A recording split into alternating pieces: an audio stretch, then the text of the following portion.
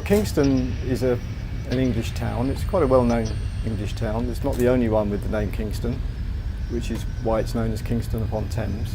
In some sense, a typical English market town, of which there were many hundreds throughout England. And in the 19th century, and previously, for hundreds of years previously, it had been important. It was associated closely with a lot of early English kings.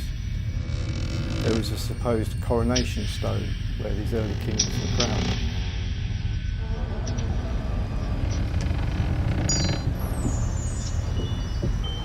In the 19th century, particularly before the railways, if you were on the river, then that was useful for commerce.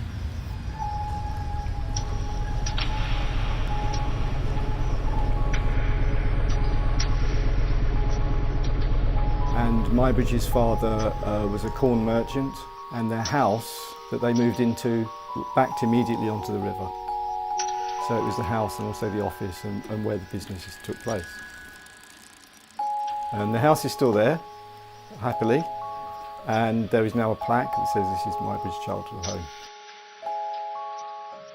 So he's growing up in this really busy town, meeting probably lots of interesting people. And also he was an adventurer. And we don't know where this came from, in the genes somewhere, but he was an adventurer.